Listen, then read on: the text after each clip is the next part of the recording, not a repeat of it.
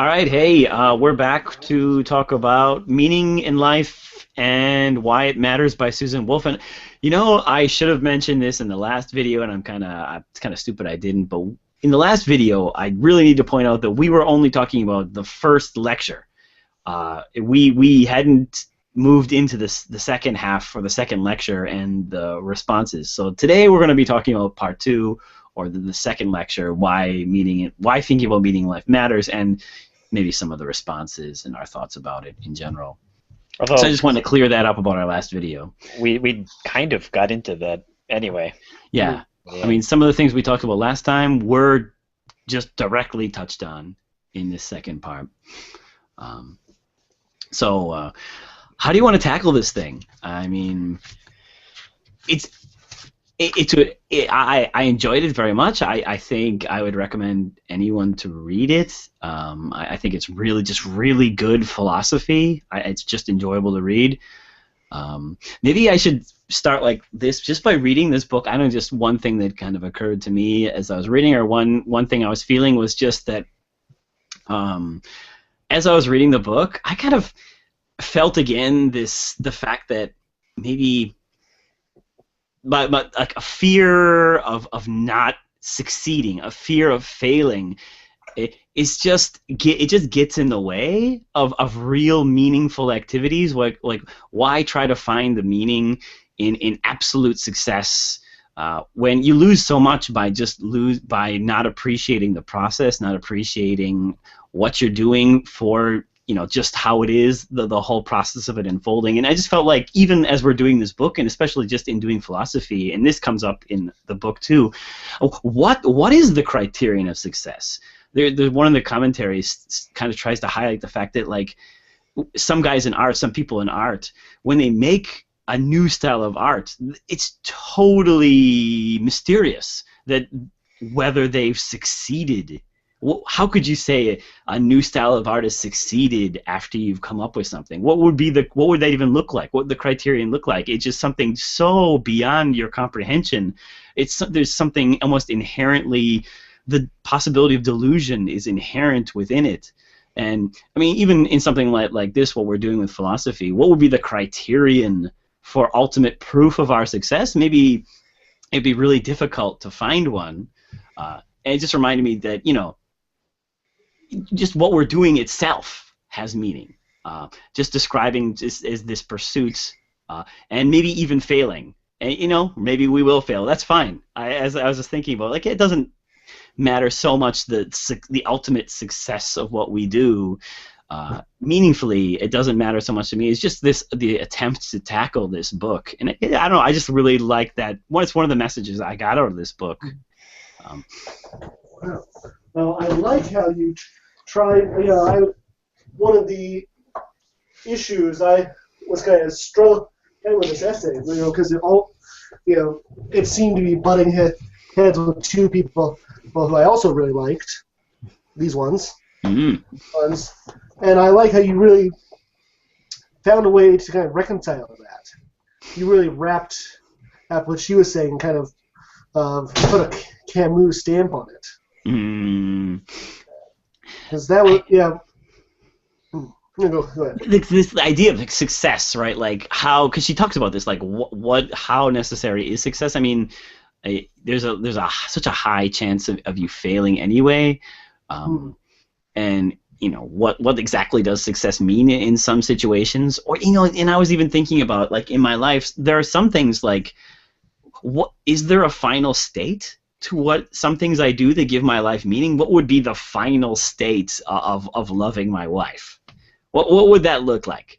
Right? There is no final state. It's just a continual process. It's going on continuously. Even like this, like the study of philosophy. I don't plan to get finished with it. There's never going to be an end, right? I can't even imagine what that would look like. I've somehow completed philosophy. I mean, I guess if I became early Wittgenstein, I might just like write Bertrand Russell and tell him I completed the problems of philosophy. I've solved all the problems of philosophy. Yes. But even that guy, even that crazy genius guy, had to come back later and address some problems. So I just want to. It just kind of also occurred to me that there's some things in my life that there's no goal per se. Not like a finishing point that give for things that give my life meaning too. Hmm. So do you want to just get into the? Sure. Can I be a devil's advocate? Because if there's no Sure. conflict, then it's not interesting for our fan. So, All right. um, Please, our fan. I say, like, of course, like last time we talked all about this and how a success, and I tried to worm my way out of your objection to my interpretation by kind of claiming what you're talking about now last time. But I read her response to some of the commentaries, and she kind of bit the bullet in the end. And she said, well, in some ways, it's unreasonable to ask people to lose all thoughts of success in their projects. Mm. She said, like, like it might be a dangerous project to engage in, and sometimes the success of a project can change your feeling of meaning, and not totally. Like she said, I think she's kind of in the end, she really can end up being the way we were talking yesterday, but. I think a lot of people do wish for the success of their project, and at the very least, success.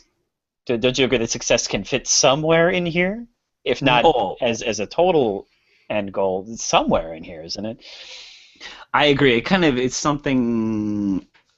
Again, it tore me a little bit in the sense that I'm not going to deny that I would like some kind of success too. I would like to achieve something as well. Like maybe way back when we were talking about Epictetus and we were talking about like Luke Skywalker trying to get the X-wing out of the swamp. I mean, to a certain extent, I don't want to be a guy who's good at trying to get X-wings out of swamps. I want to be a guy who's good at getting X-wings out of swamps. Right? There are some things I really would kind of hedge my meanings on. Come on, try or try not. There is no do. If if Yoda read Epictetus, that's what he'd be saying. Yeah. So I get it, but like again, like just this point, the fact that there are different descriptions under which to like some of the things you do are meaningful under different descriptions. I think if anything, I just think like if anything, people need more encouragement to think like what we're saying. People don't need to be encouraged more to focus on success. They already do that. That's all everyone does ever. So if anything, what we need encouragement to do is to focus on the act itself, right? And see the meaning in there. So we don't need help to focus on success. Everyone already does that. Yeah, I mean, even like maybe I sent you guys that link to there's this. It's a TEDx talk by a philosopher talking about argumentation and different metaphors we use for argumentation. I like the video very much, and he talks about how like the war metaphor dominates argumentation. How when you think of argumentation as like a fight, there's a winner and a loser, but it becomes unclear when you think about how is it possible the loser is the one who cognitively gains in a fight, where the winner gains very minimally. I guess he gets a sense of self-satisfaction, but cognitively he has very little gain anyway. But I just like the last thing he suggested in the video, which is why don't we start to try to think about arguments almost in this sense, you stand outside of the argument to a certain extent and you look at it as in a good attempt. You look at it as a good try, rather than like, I win, you lose. Like, my argument is stronger, right? To put it in Homer's terms, right? Just becoming more in love with the process. It's going to create, I think it's going to create more interesting arguments. It's going to create more a fresher atmosphere for discussion of philosophical topics anyway. Maybe a more honest atmosphere, too. Exactly. Though anybody who's honestly looking at arguments as a war, as winning, which a lot of people are for them, it is not a progress. Well, if anything, the process, and this is sad, is defense. You're staving off people who are trying to siege your castle and attack your belief. Yeah. and like kind of admitting something is almost like a loss. Like even if you kind of see the points, you don't want to concede anything because that would just be one more loss for your side. Yeah.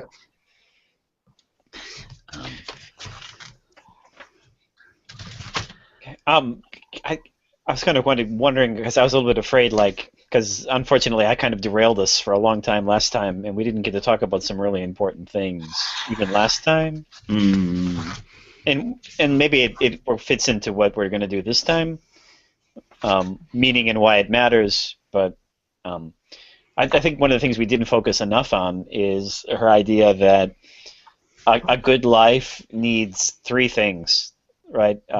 Egoism or self-centered projects, almost moral projects, and meaning, right? But in other words, she wants people to ponder meaning as a legitimate activity that one can have, and not only that, that meaning can override moral projects, right? That it's not always legitimate to claim that the moral option has to always win out when making a choice.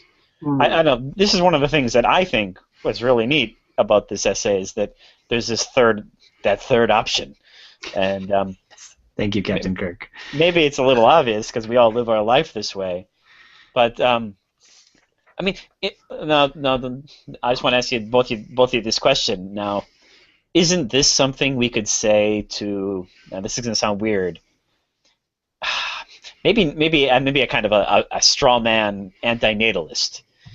Or, for example, an antinatalist or someone who sees life in terms of this moral imperative to reduce pain in the world. I mean, this is all they see in life, right? Is that the best action is one that reduces pain. Yeah. But, I mean, isn't this something you could say to an antinatalist and say, well, why is it that the moral claim always wins here? Why isn't there another factor in the good life? The good life isn't the one that simply has the least pain, right? The good life is also a mixture of meaning in there too. And I don't know. I kind of thought of this as a possible response to a very depressing worldview. I had a very similar thought as I was reading this. Like this kind of throws a lot of things off kilter, or it kind of decenters a lot of things, and I really like there maybe Wolf came up with some takeaways for this view, like what is something you can take away, and I just really like how she pointed out how if you accept that meaningfulness is this third option, how should I say, the very idea of self-interest becomes ambiguous, because self-interest will include things that are not you. Right. So when you say if your life was good for you or not good for you, it's going to include things that are not connected to you, the person per se. Right. They're going to be connected to things in the world. So maybe the state of the world is part of your self-interest. I really liked how they cracks everything and makes it ambiguous, where it's not this like maybe like if you somehow calculate it out and it's this losing game where you need to end all suffering, like some kind of somebody like an antinatalist might paint it, or something like this. I think this problematizes this whole view of things. Isn't it similar to authenticity, the stuff we talked about with authenticity?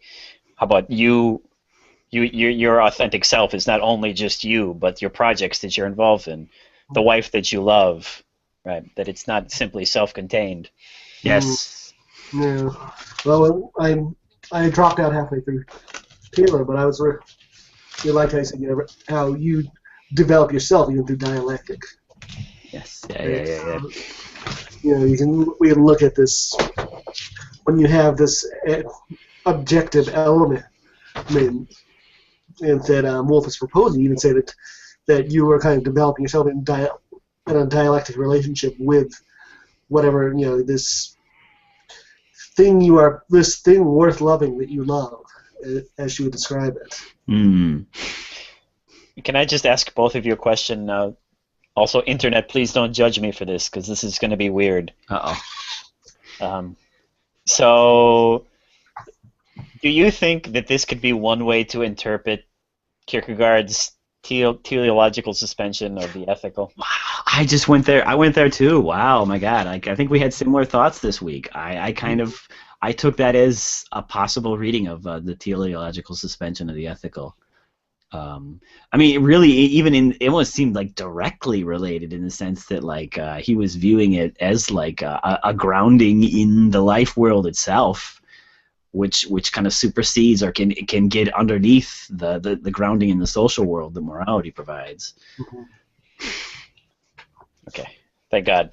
I thought I was going a little too far, but No. I had a very similar reading of that. I felt like the issues Kierkegaard's dealing with, Nietzsche are dealing with, are so right here in this book. This is just a continuation of this kind of thinking, asking similar questions. That's why, as I'm reading this book, I mean, I hope, like Nietzsche's coming to mind. I hope Kierkegaard's coming to mind. These people's ideas and questions should be popping up as you read. I hope, anyway.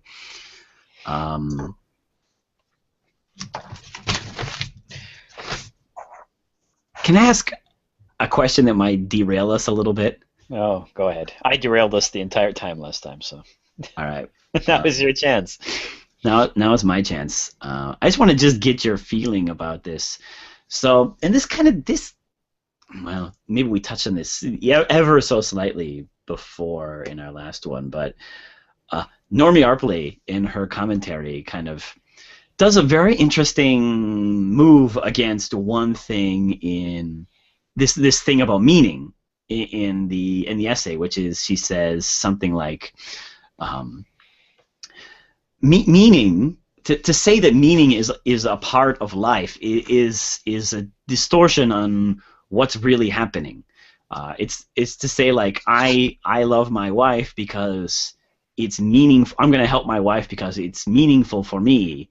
Is not what's happening, right? You never say that to yourself. That sounds wrong, right? You say I'm going to help my wife because I love her, not because it's meaningful to me, right? So in all of these things, like I don't know whether it's baking a cake or everything, she says like it's not like she's disputing this idea of meaningfulness per se, but she's saying like this idea of meaningfulness is simply just a code word for a whole mess of different things that are let in now. They're all given value, this whole mess of things that are given value, and then maybe you can lump them under meaning, but meaning doesn't really come into consideration per se through this process.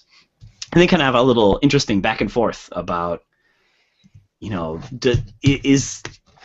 are reasons of love reasons of meaning? Or I guess, are reasons of love subsumed under reasons of meaning? So Wolf kind of comes back at her in a really interesting way. She says reasons of love are not subsumed under reasons of meaning in the way that reasons of pleasure are subsumed under reasons of self-interest. And she says, right, like if I'm going to experience some pleasure like eating ice cream, but I'm somehow convinced it's not going to be in my self-interest to eat ice cream, I will not eat the ice cream because I will gladly assert that the pleasure I want should be in my self-interest. However, if somebody walks up to me and says the thing you love doing isn't meaningful, that's not going to be a serious objection to me doing it because it's just something I love doing. I have separate reasons. The overarching reasons were not meaningfulness. The overarching reasons were love. And what she's trying to get at is some of the things you love are meaningful and some of the things you love maybe aren't, but that doesn't even matter. That doesn't even matter to you. You just love them anyway. All right. Okay. Whew. So we got I'll put this up front. Okay, I just was wondering, like, I want to ask you guys really straight, like, if somebody said something you loved, anything, I don't know, I love having coffee in the morning. Anything, really, just take it, or a relationship with a loved one, whatever. If somebody said something you loved was not meaningful, I'm just wondering, would you feel that the thing you loved had been dissed somehow? Would you feel the pull of not doing it? Like, in other words, would you feel like this person said, I really shouldn't be doing this? I would think, I mean, let me bring bring my friend in here and hold him tight, but I would think that person is what they mean by saying not meaningful is it's a waste of time. It's not going to amount to anything. And all I'd say is, okay, you are a person who is struggling. Like, you're trying to impose your struggle onto me, but your struggle is what we dealt with here. You're looking at putting your life into a narrative that progresses towards an end. And I simply just do not describe that. I would think that's a pretty jerk-ass thing to say. I would feel like the thing I liked was being dissed by this person, which it is. But I would not feel that its value would not be decreased in my eyes. Would you kind of feel like, would you can I ask this, like, if for example, if you just love having coffee in the morning, whatever, and the person said it wasn't meaningful, would you not believe them because you would say, well, it is meaningful to me. Drinking coffee in the morning helps me get through the day. It gives me energy. I can go to work. I can get a lot done. It speeds my brain up. Is that what you would think? I'd say, yeah, and I don't care. I want my damn coffee. So. Amount anything, but yeah, sorry. So I'm just saying, but to you, it's still meaningful, or meaning is not even a part of the equation for you. Well, like if I said, hey, your morning coffee is just meaningless, would you? What would be your attitude? Would you just say, would you be like, no, you're wrong. It is meaningful to me, or would you say, meaning was never part of it. What are you talking about? I just like coffee. What would be your attitude? Okay. Of course, this is it's going to get later. I'm not 100% buying Susan Wolf's definition of meaning. So, I might say, generally, when you say this is meaningful to me in this context, my morning coffee is meaningful. Well, I think we're actually meaning. We're not. People who say this are not saying it to mean meaningful, as in contributing to meaning in my life. My life would somehow be deprived of a certain meaning, a certain value if I didn't have my coffee. I think we mean it is enjoyable, and I feel it enhances my quality of life. Quality of life is a little bit different from meaning. So I think it's a quality of life issue when we use meaning. And if I was going to accept this definition of meaningful equals enhancing quality of life, then I would say it's meaningful. Okay. So you would kind of break it into more like. So meaning really, the meaningfulness Susan Wolf is talking about isn't really part of the equation. It's quality of life, really. Yeah. So you would say, like, look, man, you just don't understand this type of meaning, this meaningfulness in life. This was never part of the equation. Yeah. Okay. Dustin, I'm interested in you. Would you be along those lines? Yeah, I know. Like we talked about last time, it's so easy to tell any story you want to justify just about anything. So I'm just going to take on the most simplistic reading possible of meaning. And if it's on that simple level, I would just say, I don't care. Why? What is it? Why does everything I have to do be meaningful? I mean, if nothing I did was meaningful, that might be something to consider in my life, right? Like, I couldn't think of any project in my life that I was committed to that I felt had meaning. That would be very bad. But if you do have a couple of different projects and then you do something else on the side that you love, I don't know. I'd be like, okay, well, good for you saying that, but I don't care. why does this have to be part of my main project in life? Or why does everything have to be part of a main project all the time? Why does this have to stand dominating over everything I do all the time? Does it necessarily? I don't know. I would think so. But I could go two routes. I could do the sophist route and say like, well, no, look, this contributes to my good life because it allows me to better indulge in my main projects. All right, okay, well, we could try that game. Or I could just say, why does everything have to be part of the main meaning all the time? And I'd be like, yeah, you're misunderstanding what I'm up to. Oh, okay, so you guys are kind of on the same page, and I like this. I just want to continue this. Help me out. Help me kind of work some of this stuff out. So here we are. I want to ask you this. Remember the last video? I asked you both a question about guilty pleasures, and you talked about things you liked, but were kind of ashamed of liking. You felt guilty about liking. Would you say like? I mean, I'm kind of conflating guilty pleasures and loves, but allow me to do that for the moment. What you love says something about you. So, in other words, that's why you have guilty pleasures. That's why you hide them away, because it's revealing an aspect of your personality you don't want to get out there. Would you agree with me on that? Well, I'm curious because, I mean, I don't, hide my guilty pleasures. I announced what they were on the internet. True. Well, yeah. I think the guilt there comes, and though I like where you're going with the aspects of your personality, I don't think it's so much that you're ashamed of it that makes it a guilty pleasure. People will gladly admit to binge eating ice cream. Even though knowing it's a guilty pleasure.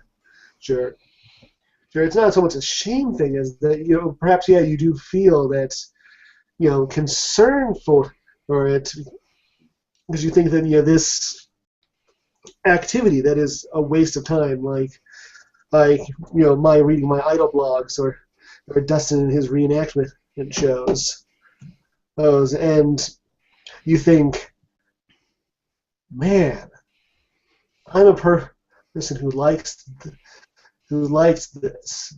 I mean, there's this part of me that enjoys throwing my life away. Maybe there is part of that there.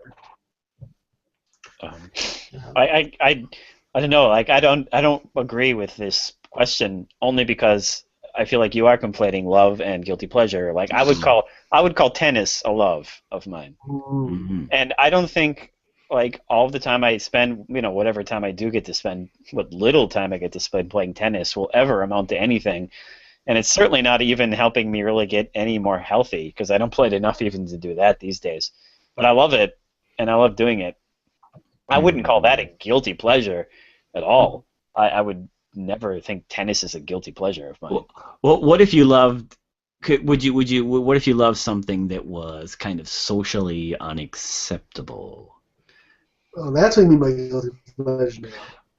That's kind of trying to bridge this gap a little bit, because you're right, Dustin. You're calling me out on the bridging, kind of conflating the two. I'm just trying to say, like, what if you really, really loved doing something that was kind of socially? I don't know, right? You really, really love collecting women's shoes. I don't know, like, and sniffing them or something. I don't know. I mean, like, isn't the difference, for at least in I thought the difference between my guilty pleasure of watching those reenaction shows and my love of tennis is that I have different attachments to each one of these things. Like, the reenactment shows are simply just pleasure. I don't get anything more.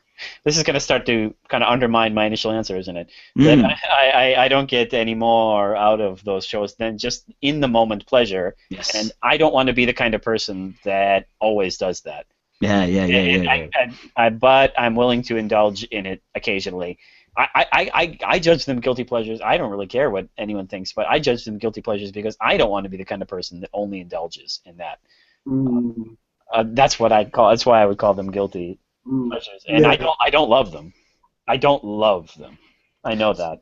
So I'm kind of happy you noticed this, because this is kind of where I am. So but in that sense, you're kind of pushing it back toward these are meaningful things then. the things you love are meaningful things. If by meaningful you mean like they tell the collective story about my life, yeah. But if you mean it's one of my main projects, then I still think it's not. Like for example, tennis or whatever. Let's keep it on tennis because it's easy. Like tennis is not going to be part of any main project that I'm ever going to have in my life. I'm never going to be a tennis star. I'm never going to be fit. As sad as that sounds to say, it's not going to add up to anything. But that's okay, right? That's fine. It doesn't matter in that case. Okay, but it is still a love. It is still. It doesn't matter if it becomes meaningful to you. You still love it. Yeah, but I mean, right? I mean, but if you want to take meaning in if you want to take such a wide view of meaning and say, well, tennis contributes to my, I don't know, happiness so that I can engage in other projects, you could tell that story. It just depends on, are we taking meaning really broad here, or as in engaged in this meaningful project only? I mean, you could tell any story you want to here about what's meaningful, what's not. Well, your tennis does qualify under Susan Wolf's definition. I mean, you are positively engaging with a project that is, of course, this is where I kind of get caught up with her, that is worthy of love. Yeah. Yeah, I mean, I am, but I don't know. I mean, I don't know if the subjective side is there really. I mean, it is there. I love it, but maybe not. I don't know. I don't find myself. Maybe your subjective side isn't there in this case. Yeah, right. My subjective. You're not really engaged with it in a kind of a meaning-giving way. Yeah. Perhaps. She did say how you can engage in meaningful projects and not like it. Yeah. Well, I mean, on the objective side, yeah. It doesn't add meaning to your life. So your subjective side, yeah. If you're gonna try to trap me here, I'm gonna have to give up my initial answer and say that if you're gonna trap me and say, well, what is the difference between my tennis and my watching the reenactments? Is that the reenactments are only pleasure, and tennis is something, I don't know, that I love because it contributes, or I feel it contributes to something about me. I'm gonna dump my initial answer then and go with that. And if you want that nothing can really escape that. And you can't escape this meaning in some way, like that. I'm always telling myself some story about my tennis, whether I like it or not. I'm gonna have to escape there. I can't see any other way out. I'm gonna retract my initial answer. Okay. I lose. I retract. This is exactly the kind of circles I was going in. My argument is stronger. But no, these are the very same circles I found myself going in a little bit. It's nice to take it to tennis too. It just, how should I say it? It almost feels like love is intertwined with identity a little bit, and identity can be meaningful, and maybe this is where we're tripping up. In the sense that your identity is what's meaningful to you, and tennis is contributing to that. Yeah, if you take it that broadly, I can't refute that. Yeah. That seems like you got a pretty strong. Yeah, whether or not if you were, I don't know, we were back in. Did you guys ever do this in elementary school, where they give you like a silhouette of a human, and they say, draw, what makes up you? Yeah. Okay, cool. Well, so maybe what contributes to your meaning in your life is what you would draw in that silhouette. I think Dustin would draw his tennis racket, but not unbeatable. No. Yeah. Kind of what you would identify. It's kind of becoming more identity, isn't it? Yeah. I was kind of pushing this here anyway, ever so slightly. But can I ask about this like a little bit? Let me change a little bit the topic to something Normie Arpley says. So, by the way, before we lose this, what do you think then? guilty pleasures are. Something that's not a part of your identity. Yeah, or maybe I kind of want to get to this. Engage in but you don't want to be associated with. So well, I do want to. I want to bring in one more thing into this, and we're not going to leave this discussion. I want to stay here. I want to bring in a different angle on the same discussion. But don't worry, we're not leaving. So Normie Arpley brings up this Bernard Williams quote, and she said, Bernard Williams convinced many of us that if you are faced with a situation in which you can help either your wife or a stranger, and you think, I'm going to help my wife because she is my wife, and in such conditions it is morally permissible to prefer your wife, then you have thought one thought too many. But imagine a person who thinks, I'm going to help my wife because she is my wife, and love for my wife is among the things that make my life meaningful. That too is one thought too many. I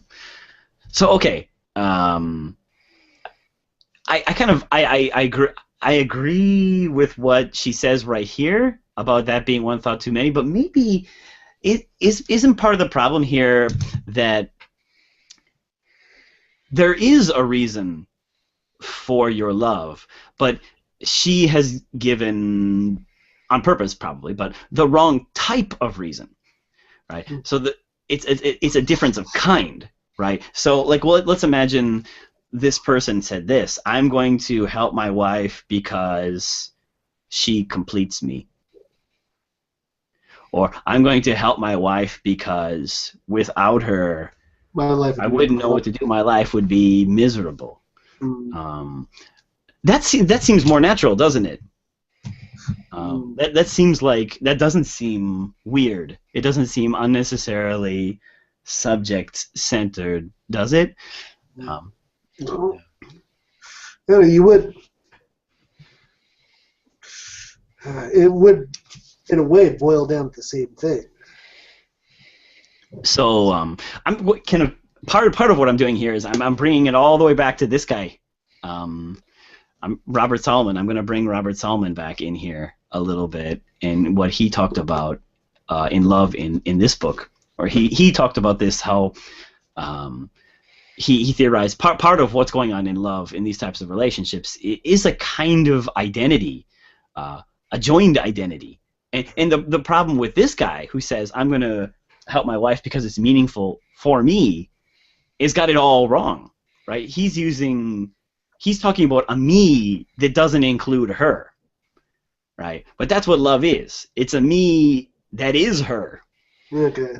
It's an us, right? It's us together as one kind of identity.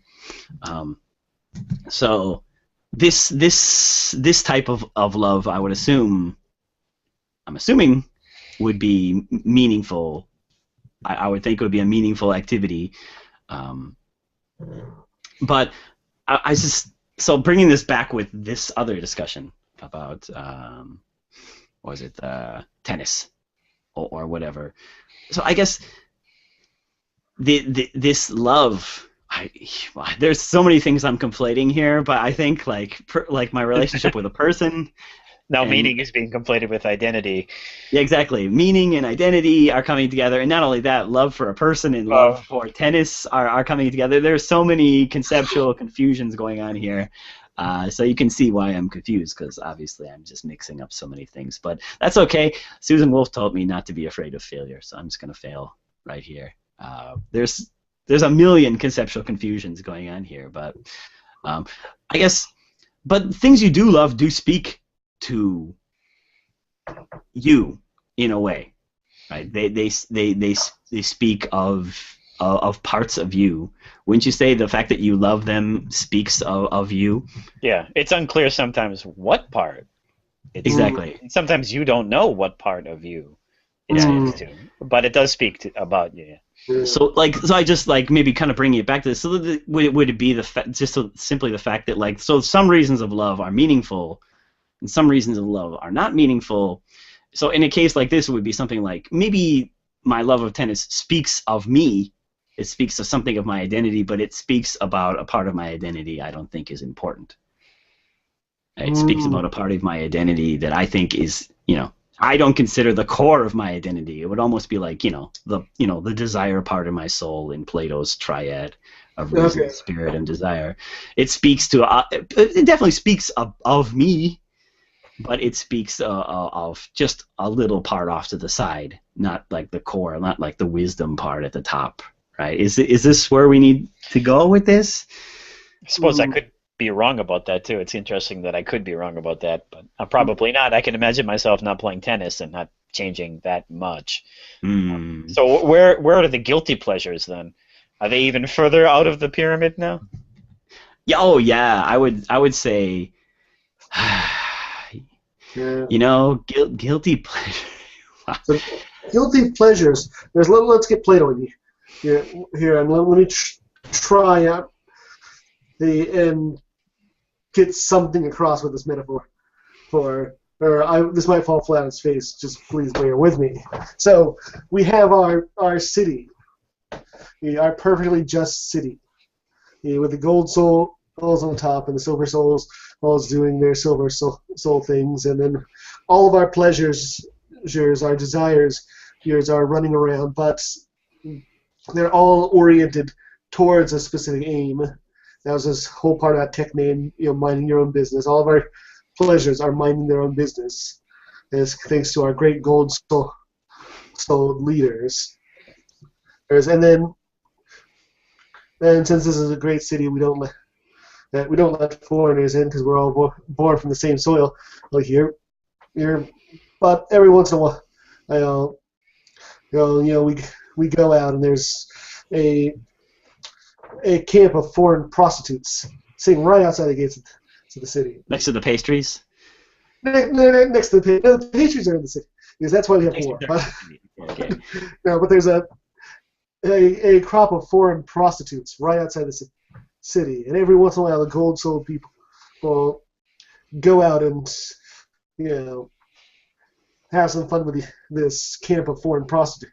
Is this what a guilty pleasure is? It's a pleasure that's not part of your soul. Well, it's not in line with this mind your own business justice thing. It's not properly oriented towards something. It might be oriented in the wrong direction. I see what you mean. Yeah. Or even just like not oriented at anything. I mean, like, isn't the part of where you're trying to push this is that you're almost trying to say that almost all desires are oriented towards something. Isn't that what you're trying to do here?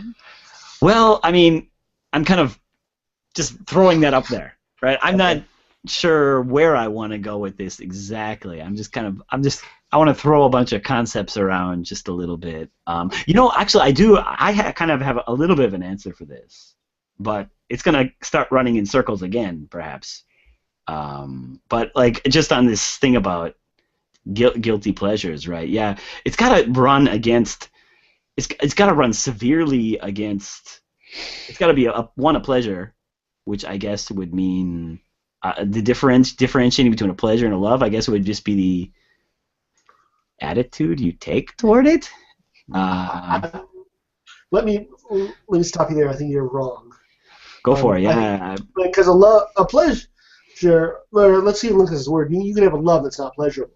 Well, I can. For example, you could imagine I say I love my work, but it could cause me the great displeasure to go to work. True. Yeah. So I mean, pleasures might not even be part of loves. Yeah. I think okay, we're conflating a lot of things here, but that's probably one conflation we don't want to make. Oh yeah, I agree. Yeah, wow. Yes, there's so much conceptual stuff needs to be worked out here. You're right. I like that, like in the sense that like a love can override pleasures, or it doesn't need to be consist of pleasures. I'm kind of curious how you'd answer. Oh, sorry. Sorry, no, I'm just thinking. It's all the way I'm kind of structuring love here. It's almost now I'm conflating love with meaning. By Susan Wolfstead. So I'm making some conceptual issues here too, in an attempt to figure things out. All right, I'm confused too now. I'm kind of curious now how you would answer the question then. Would you agree to someone who said my guilty pleasures don't say anything about me? Would you say yeah, okay, I buy you. Yeah. They say nothing about me. Absolutely nothing. I wouldn't say that. Yeah, you're right. I wouldn't agree with that statement. But they do say something. It does say something about your attitudes toward those desires, though. Yeah. Which does speak to something. It can't not. I mean, why? If my guilty pleasures said nothing about me, then the question would be, why did I choose this guilty pleasure? Yeah. Why am I, reading idle blogs instead of binge eating ice cream? I clearly chose one pleasure above another for reasons that actually, they factor into my life story when you're thinking about the value I place on health is probably why I chose those idle blogs over ice cream. So they're guilty because you don't want them to say something about you? I don't. At least in my case, I don't think that's true either. I mean, Are your pleasures guilty? If I were to throw it,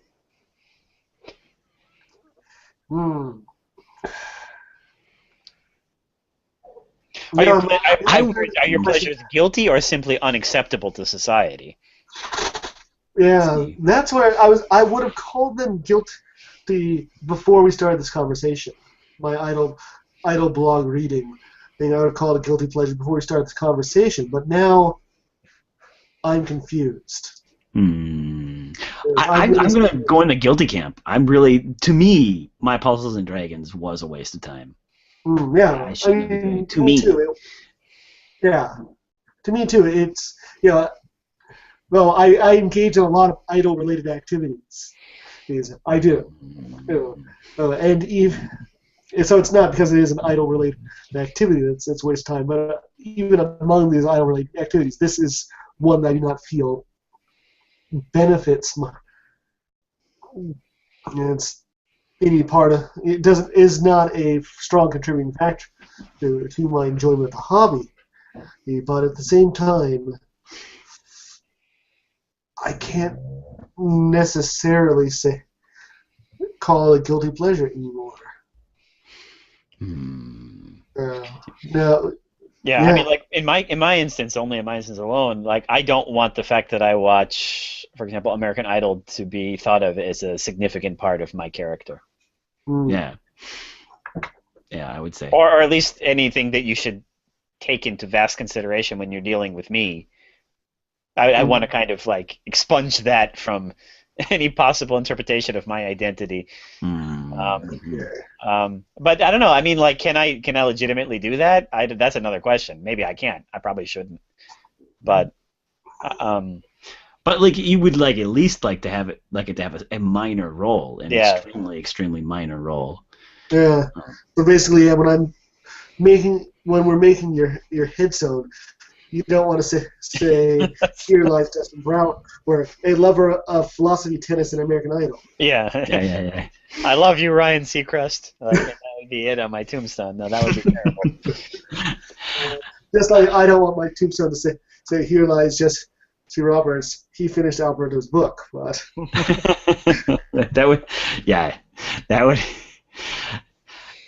wouldn't want that on your tombstone. Can I? Maybe I'm just gonna confuse, but maybe I might confuse things more. But what the heck? I'll just throw this in anyway, and we can just leave this up for further consideration later. We can drop it and think about it for a while. But what about this? What if I were to say to you that you can almost kind of tell which parts of you are the guilty pleasures and which parts of you are the just pleasures and which parts of you are the ones you take to be meaningful by this fact, by the fact that the things you love oh boy, it's going to be a risky assertion for all of this, but the things you love, you are drawn to, in the sense that you see them as things that should be done. Right? They call to you as things that should be done. Like when you read a philosophy, when you look at your philosophy book, you think, oh, I really should get to that. When you're writing a note, you think I should make it as good as possible. They call to you. You're drawn to them just by looking at them. Whereas American Idol does not draw you. You don't say I should be watching that. I really should be getting into it. I really should be recording it every week.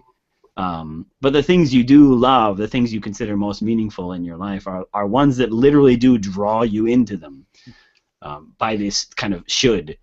So they're kind of weakly objective. Their weakly objective status to you is what calls you out to them. Yeah. Exactly right. I mean, and they might even, I don't know, I don't want to mix identity too much back in this, but they might even call to you by virtue of what kind of person you are. Like I'm just called to do this kind of action because I hold myself to a higher standard. Right. Yeah. I see myself as this kind of person. But that wouldn't be an egoist view of the world, though. That's the important. Oh no, absolutely not. That would definitely. You're right. We've got to make that clear. That is not a self-concerned view of the world. Right. This is within this ambiguous zone of like what she called it, like enlightened self-interest or whatever you want to call it, but this idea of egoism is just cracked wide open by this very concept. Yeah, or so definitely not. If we were to say egoism, I should have said like selfish or something, but because what the ego is flies wide open, right? The ego starts to encompass a lot of things. So maybe my terminology was not dead on there. Oh well. Yeah. But I'm just thinking, like, maybe even experientially, some of these things call to you in a way that Puzzles and Dragons never really did. That has never called to me in that way. I've never looked at it and said, oh, I really should get to that. But you do it. But I do it anyway. Yeah. That does while say thinking something I should about get you, to something else. It does say something about you, though. You have to. We're keeping that, though, right? It does say yeah. something about you. Yeah. Okay. Well, here's a question. So, you're not called to play Puzzles and Dragons, but imagine if you went, two or three or however many weeks you need for it to be a sufficient amount of time without playing with Puzzles and Dragons. And you think to yourself, gee, I really haven't played Puzzles and Dragons lately. I most likely would think I really haven't taken a break. Okay. I really should take a break. Maybe that kind of screws up some of my theory too. By the mere fact that taking a break could be meaningful in a way. I'm not sure, but you're right. Maybe that screws up something in there. But I guess I would have to route this back into identity again. Taking a break from your projects. Wow, that might come up in the new Tractatus. Actually, I forget who it was. There was some. It might even have been the Buddha who said that you should take a year break from a new project every 7 years. Oh, well, okay. So he goes on to something. Puzzle Dragon for 7 years. Wow. I don't. No, thank you. I'm gonna stop before that. This is one of the reasons why in certain in academic fields or academic institutions, you're required to take a sabbatical to refresh your perspective on things. Of course, I'm way off topic, but. So yeah. Sorry. Like, so this whole thing kind of just took us off in this weird side zone. Sorry to derail everything. It just was something. That I don't know. It kind of got to me, and I couldn't put down for a while. All my confusions, and I'm sure I'm still quite confused. Um,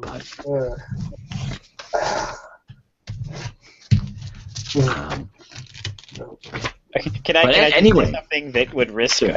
Let's not follow this up at all.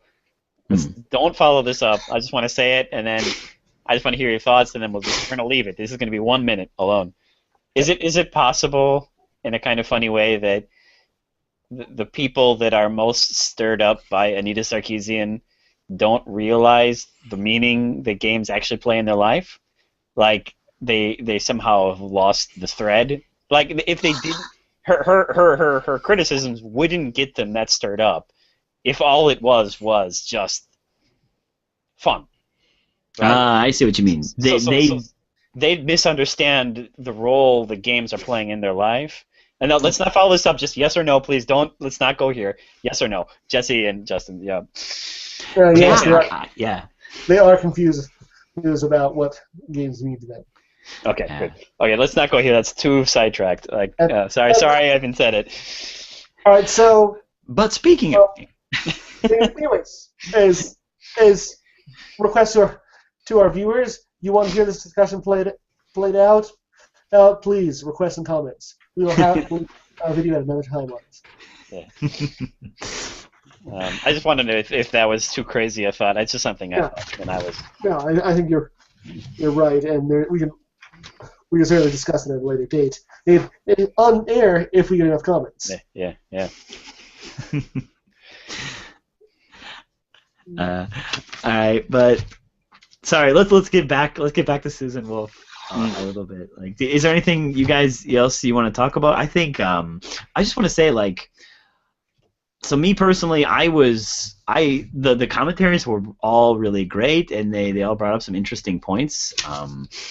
I really think Susan Wolf's replies to each one of them were really nice. I liked how she handled every single one of them, and I thought Normie Arpley and Height gave her kind of a run for her money, but I really, really like how she responded to them and how she attacked the idea of all meaning is some kind of empirical fulfillment of certain bodily conditions we need as humans, and that's all a meaningful life amounts to, is obtaining these objective bodily conditions, like essentially boiled down to like being loved and being in a community. But like Height labeled it with like vital engagement and high psychology. Somehow he threw his positive psychology in there too. He had to throw that in there. I don't know. Yeah, I do think the most interesting one was Normie Arpley. I don't know. Height's commentary seems strange to me at some point. It did to me too. It seemed like he wasn't reading close enough. I don't know. I almost thought he like missed something. I don't know. I just felt really weird reading his commentary. I almost feel like he should have reread the essay. I don't know. Maybe I'm just being too down on Height. Wow. Jonathan Height, sorry, I'm not dissing on you, man. You're awesome. I'm just saying, like, he when he talked about like having to tell his students that her horsing around, which okay, that's funny, right? Because she likes horses, so she might just be living a meaningless life, horsing around. But that was totally off base. Susan Wolf never said anything like that about having to tell the student like her life of horses was going to be meaningless. But that's what they fear. Both of them fear, is this person commanding from above, right? Yeah, this elitist who stands atop the world and says this is meaningful, this is not meaningful, and you shouldn't be doing that anymore. I mean, I like what she does with that, because she always brings it back almost to the need that the individual self has for that objective meaning too. Yeah, I like that too. Like, I really like that myself. Yeah, Height's concerns don't only mean that there's going to be some elitist up there, but taking away that objective standpoint is taking away something human. That's human too, right? Like, why does he deny that? I don't know. Yeah, it almost seemed to me like if Height were right about like all a meaningful life really amounts to is just finding a community and being loved and participating in that community actively. It seemed to me like if that were true and if I were in that community, it would just get to this weird point where I'd be like, why am I doing this? And like the only answer that would echo back would be because you want love. But nothing about the community would be relevant. Nothing. Other than the fact that I'm getting love from it. It's not because it's a worthwhile thing to do. It's not because of anything. It's just it would just be, well, the members of the community love you, and you are participating actively. End. It seemed kind of almost absurd to me, like thinking about living in that state. And then almost I don't know. I started thinking about it more, and it almost seemed like so. This is unfair too, so I'm going to be unfair to Haidt for just a second. It almost seemed like the largest community would automatically be the winner. Why would you choose a smaller community? It just, you can get more love and more active participation the larger the community is. So why wouldn't you just join the biggest community out there? There's no meaning, there's no worth differential between any of them. It's just your active participation and the love from the community, unless he writes it all off as personal preference, I guess.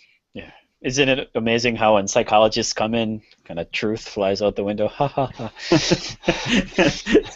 Sorry, that's totally unfair. That's totally unfair. Yeah, I agree. Like, I don't want to be ripping on Haidt too much. I like Haidt. Again, I like Jonathan Haidt. I think he's an interesting guy. I don't know.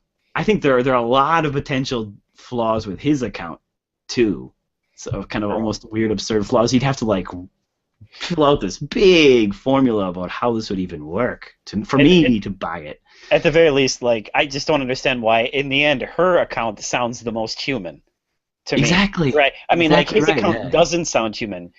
When he talks about that, when he talks about those guys, he sounds like the guys. He's talking about the guys in the Lego Movie that are singing "Everything is awesome." Yeah. But that's not the kind of vibe. I mean, even with the popularity of the movie Matrix and stuff, right? I mean, we have this desire to be in contact with something true or real or something objective, quote unquote. I mean, that's a desire that comes from inside of us, right? So isn't that the more human, in a strange way? That's the more human thing that's going on here. And I totally, at least maybe I'm just weird. That's what sounded normal to me, and not Haidt's account. Yeah, it was weird too, like how he started about his story about how he became an atheist at 15 and he was reading Waiting for Godot. Yeah. What an interesting way to start the story, though. I mean, like, he broke off with the religious community. It's kind of what he was trying to say was, like, I broke off with the religious community and I suddenly found myself spiraling, living a meaningless life, waiting for Godot to come, and he never will, right? And all I have to do is just get that. If I could just get that community back, that's all I need. I just need that community back again, and my life would finally feel meaningful. But you're not going to find him in that church, are you? For some reason. Exactly. Yeah. He's not going back to church though, right? That's how I thought. Oh, again, I'm being unfair to Haidt. Wow, Haidt, sorry.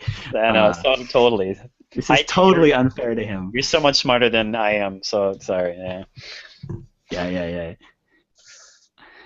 But anyway, I have to say, just me, I found Wolf's take on it much more convincing than Haidt's.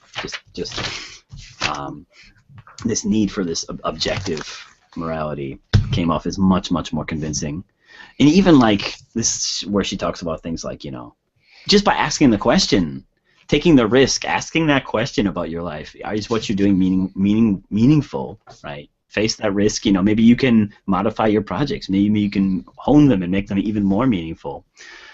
Again, something that just doesn't apply in Haidt's world. What would that mean to make it more meaningful? Add more people? Get more love? I'm not even sure. Like, memorize more statistics? I don't even know. What would that mean to make it even more meaningful? Well, of course, it's obvious. Because in Haidt's world, the way to get more meaning is to get more height. To get heighter. Wow. Heighter. It's a real height account. Wow. Rhyme height and tight. I don't know. But okay. Like I guess I don't have anything really more to say either, other than that I really liked her final a portion too, where she talked to her response to everything, and we talked a lot about in the first video about it's kind of weird how somehow we ended up covering all of the subjective objections in the first hour, and now we were kind of talking more about the objective objections in the second hour. I don't know. It's great how it worked out like that. And for a lot of the subjective things, she ended up kind of in the same position that we ended up in, basically. Yeah, I agree. Yeah. Basically, it all about success and what do you say about a person's project who fails, like, and also what happens if someone's project doesn't meet the standard that they're claiming it's meeting, right? Like, what if you're getting the wrong idea about what you claim to be meaningful? She ends up kind of, in a lot of cases, just biting the bullet and saying, yeah, I mean, like, they're just going to lose out if they do that, and that's fine. That's basically how we ended this way, and like, for example, like the alchemist we talked about last time, what she had mentioned right in their response too, like she would say to the alchemist too, like, your project wasn't totally meaningless. She would comfort the alchemist, like, you know, it ended up being almost the same way, which is I thought was really kind of neat. Really liked that. I thought it was really interesting where the one she did like have to make a small change about is it necessarily fulfillment? Yeah, that on the subjective side. That was a really interesting part too, where she kind of opened it up and said it's not maybe necessarily fulfillment. Like, you can fail, but still feel a meaningful connection to what you did. Like the guy who tried to assassinate Hitler, right? She said, right, there's no reason to believe or expect that there's a single subjective quality of experience that all meaningful lives live. It doesn't necessarily need to be this happy fulfillment. It can be something else, which I don't know. That's kind of part of the reason, part of the impetus for me to bringing in this feeling of being called to do something. I think this feeling is kind of might run through a lot of these activities, though. This feeling like it should have been done. It needed to be done. Okay. So your guy who was trying to assassinate Hitler, you know, he felt it was his duty. His call of duty. Just Call of Duty to try to kill Hitler. Exactly right. It's exactly right, though.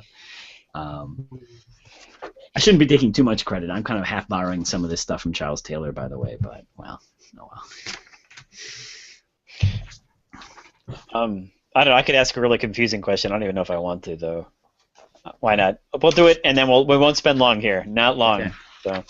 Okay. So let's talk about, I think Jesse, it's something that Jesse maybe wants to talk about. I'm not sure, though. Ways to be mistaken about meaning. Kind of hinted at that, but I mean, just categorically. Let's just categorize the ways you can be wrong. You can be mistaken about what is worthwhile. You can be mistaken about how to get what is worthwhile. And you can also be mistaken about, I suppose, in a third kind of weird option, you could be kind of mistaken about the project, what the project of your life means, really. Okay, these are the kind of the three ways we talked about. And last time we kind of talked about you're mistaken about how to get what is worthwhile. Is kind of where I was trying to take it a little bit, or at least mistaken about what your project means. For example, the alchemist was mistaken about what his project meant, but he was also mistaken about how to get what he wanted. He wanted the truth, or science, or whatever, and he just was wrong. I'm kind of curious, though. Just let's not spend long here. Don't spend a long time on my question. Do you think it's possible to be mistaken about what is worthwhile? Just is worthwhile, and what would that be? What would be a mistake about something that is worthwhile? And one thing I kind of thought about was, for example, okay, this is going to sound weird, a wrong idea of purity. Like taking it back to Jonathan Heitland, right? Like, sometimes, you know, if you think keeping yourself pure by eliminating homosexuals is something good, right? I mean, that's something you've been mistaken about too. But I mean, it seems like ultimately all of these desires always end up spiraling in towards, I want to lead a good and true. You're always kind of like, I don't know, it's going to sound Socrates. You're always pointed toward the truth and the good. It's just that you're just making so many mistakes at how to get there. So I don't know, and maybe I'm just confusing myself now, but do you think it's possible to be mistaken about what is worthwhile ultimately, just like somebody is just wrong? And then what kind of mistake would that be? Well, not meaningful, but worthwhile. Oh, meaningful. Yeah. Meaningful. Okay. Well, it was not worthy of. We can kind of conflate the two here because she does too. Okay. Hmm. Mm. I mean, what would you say about like maybe we talked about this last time? Maybe it was off the air, but like about like the Justin Bieber fangirl. I mean, would you consider that person mistaken about what's worthwhile? I think if she was concerned with love, no. Like love, like what kind of love? Like the love of a fan? No, I think if she legitimately loved him. Oh, like legitimately loved him, and she thought this was a But worthwhile. she was just totally. But love is a worthwhile project. She was just totally wrong about how to get what she was up to, right? I see the what pursuit you mean. itself, but the pursuit itself, The pursuit of love is not is definitely a worthwhile pursuit. Okay, I see what you mean. You mean somebody who just fundamentally they're after something wrong. They're after something wrong. Well, could this come from like not understanding the what will result from your actions? Yeah. So in other words, category 2, which was mistaken about how to get what is worthwhile. Okay. For example, a stockbroker, or a guy who was obsessed with money. You might say this guy is mistaken about what is valuable because if you think he's Scrooge McDuck and he just loves money, or you could just think, well, this guy's just mistaken, right? He thinks money is going to make him happy, but he's just wrong. What if? If I don't know.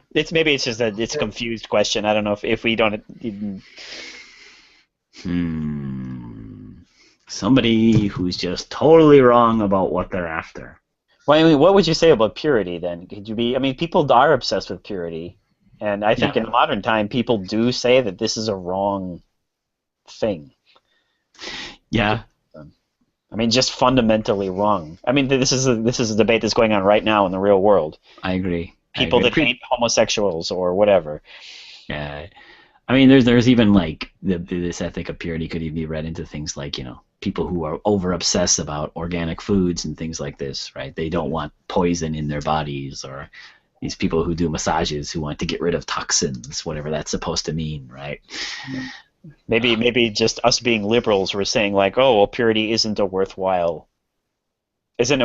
meaningful or worthwhile as others think it is.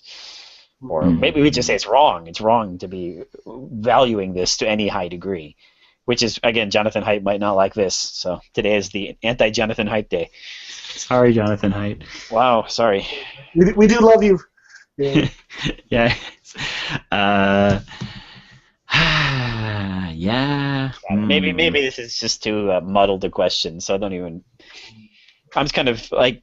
It seems like a lot of the time I feel like I'm Socrates all the time, and I'm just kind of like, well, everybody's kind of already oriented toward the truth, but then part of me says like, well, no, there could be someone that's just fundamentally wrong.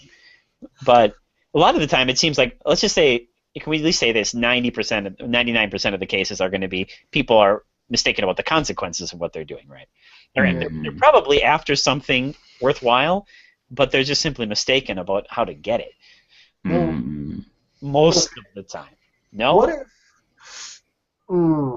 Okay, this might be someone who's really fatally mistaken, but this was brought to my attention a number of years ago by my college biology teacher of all people. But apparently there's, even during those days, there's message boards where people would go and try and find people infected with AIDS. So they could contract AIDS.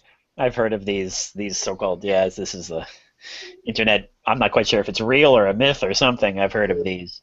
But again, it sounds like a category mistake, though. It sounds like a category. Or like a mistake about how to get what they really want. Okay, so they're still aiming towards some very noble goal by attempting to So they're just really, really mistaken about the consequences of their actions. It depends on which one of these. I don't know. This is probably like some kind of internet myth. I'm not sure what it is, but if it is what I know about it is. Let's just assume these people exist. For theoretical but there's different stories about this. There's people that want to infect themselves, right? And then there's other stories of these boards that people that want to infect others, right?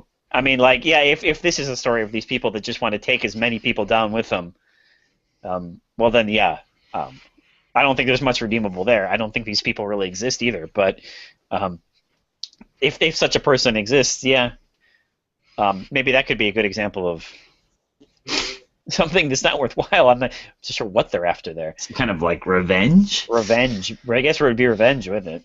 Yeah. I mean, it feels like you could just like write that story off into some kind of screwed up version of justice too. I had my life destroyed by this disease that I didn't want, so I have, other people shouldn't be able to live happy lives. Yeah. Exactly. But what about the people who are looking to infect themselves? Well, again, whether or not they exist or not, let's use that's community.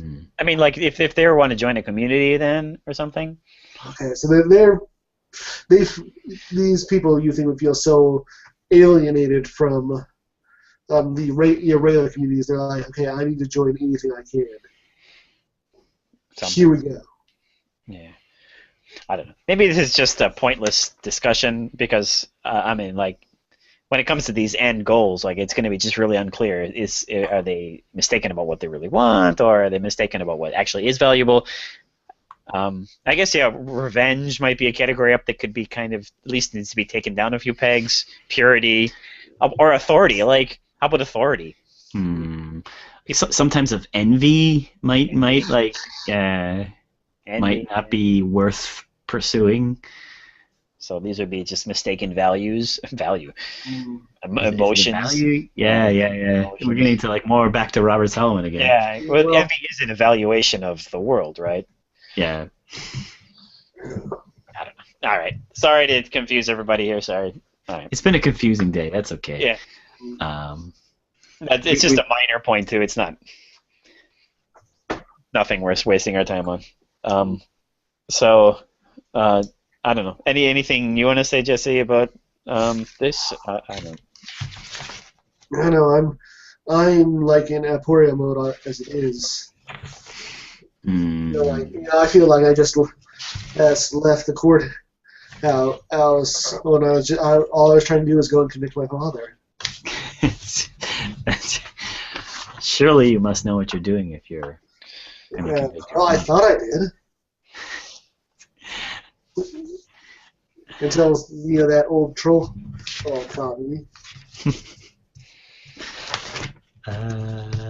I got nothing. I got really nothing more I want to talk about per se, other than the fact that it's excellent. This book was excellent. It touched on so many interesting themes. I'm just going to be one I'm going to continue to think about for a long, long time. I think I want to keep this in the back of my mind, especially even thinking about like these existentialist guys like Kierkegaard and Nietzsche too. It's rare to find a book so simple yet so powerful and meaningful at the same time, right? Like, well, not simple, but simple in the sense that it's not full of jargon. Yeah, really a valuable book, I think.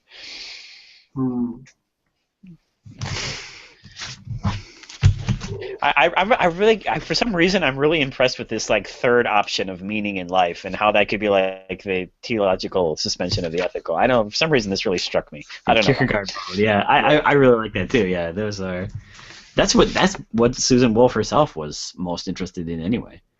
That strikes me as something just fascinating. I don't know, that really, even though we didn't talk about it that much, that's what really affected me the most. I agree. I know.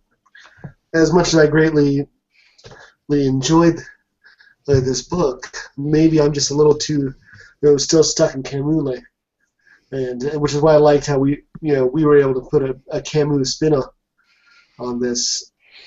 But just seeing it, as soon as she starts talking meaning, I get Camus who in the back of my shoulder, in the back of my head saying, meaning in this absurd world. So I had a little bit of takeoff to a lot of these ideas, but I'm working through. We really the way we kind of took this, I felt to be a much more reconcilable form, and maybe I would definitely would like to revisit this in the past and see maybe how let it sit and let it percolate, put some more our stuff on top of it, and then see what it tastes like on its second run through.